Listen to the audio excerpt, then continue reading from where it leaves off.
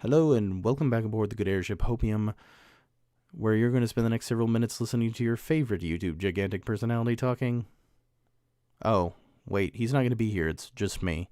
So you're stuck with me, I'm sorry. I hope everybody's having a good day. Today we're going to talk about technical issues in the beta and how much of an impact we think they're going to have going forward. That being said, I wanted to clarify some stuff real quick.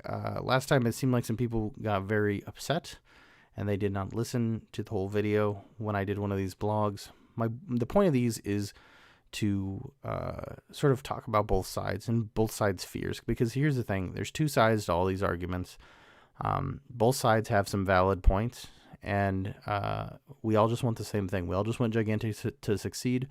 And we're all just afraid that it's going to get shut down really fast again. And we all have different takes on this stuff. And there's not a reason to get angry or upset or call the other side childish or anything like that just because you disagree with them, right? Today, I am going to try to argue my best to argue both sides. But today is a lot harder for me because I don't have as much to say about the one side.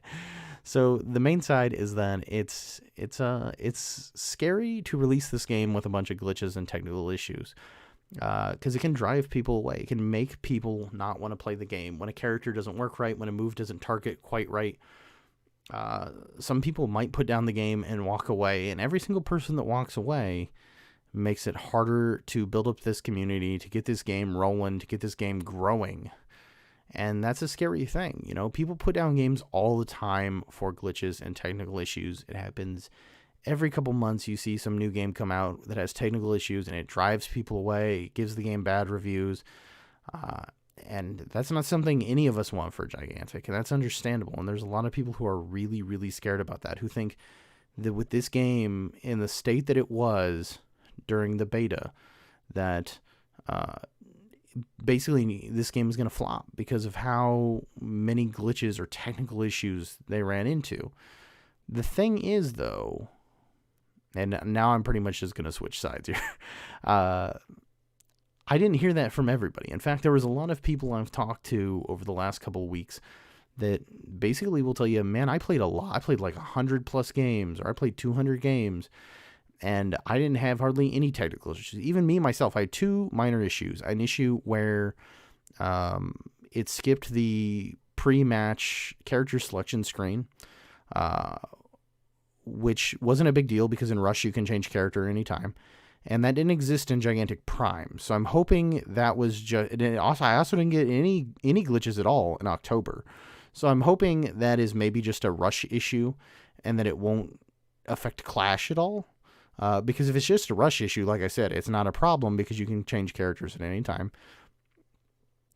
And it didn't exist in Clash before, so hopefully it still doesn't. And the other big issue is the only other technical issue I ran into was it wouldn't let me look at like the end of game scoreboard screen. It would just boot me back to the lobby. And again, not a big deal. There's other ways to look at that afterwards. So it wasn't, it didn't really matter. And even those, I got those very, very infrequently. They definitely did not affect my gameplay experience, which is 99% of it to me. I grew up in an era when,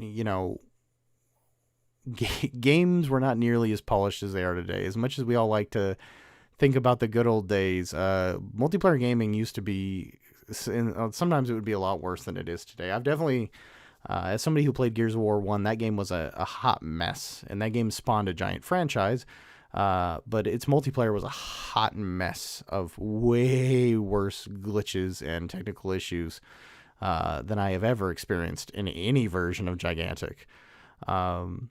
So for me, I think what it comes down to is I think you're going to have glitches that really, really, really affect the gameplay experience. And I know there are a couple targeting glitches, and I think somebody said something with Ashling's ultimate having an issue.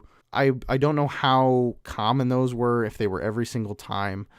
I don't get the feeling they were every single time. Like, I saw people do some of those things and it didn't cause issues. So personally, I can't say I ran into any of those things. I think that's what it's going to come down to, though. Like, are any of these things going to break somebody's experience of the general gameplay? loop. And I don't know if any of the ones I ran into were.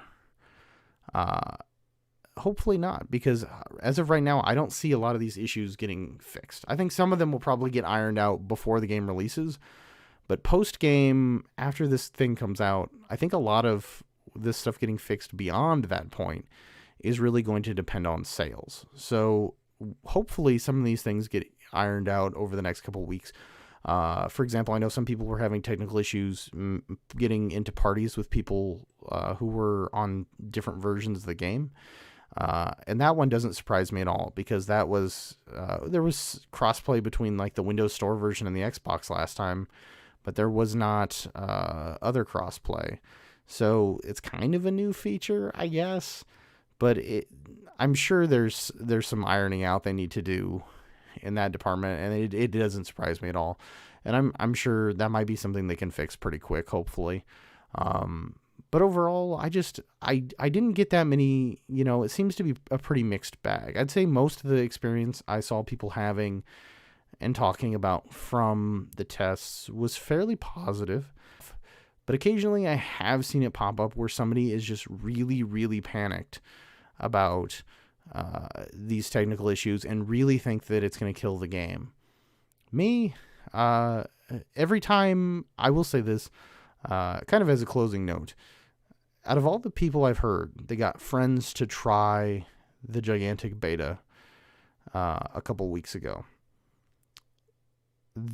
I saw a lot of people say, I got my friend to try it for a couple hours and he just didn't like it and it didn't jive with him and he quit playing it. Not a single one of those people that it didn't jive with, I haven't seen any of them say that it was because of technical issues. I'm not saying that those people aren't out there. There probably are. But every single case I've seen of people that just were saying they got friends into it and the friends just kind of didn't jive with it, it was because of the gameplay loop itself. It had nothing to do with the technical issues. I'm hoping that these technical issues are just not rampant enough and that it's just these very selective cases of these very select individuals. Maybe it was the PC they were running it on. So tell me your experience with the beta in the comments below. And, did you experience a lot of glitches? And what's the glitchiest multiplayer game that you've ever, just been a huge fan of that you've kept playing anyway? For me, it was definitely Gears of War 1. Jesus Christ. Between the crab walking, the back flipping, the getting out of maps. Oh, man. Getting out of Subway. Oh, the good times. Thanks for watching. See you next time on Board the Airship Hopium. Ta-ta, everybody.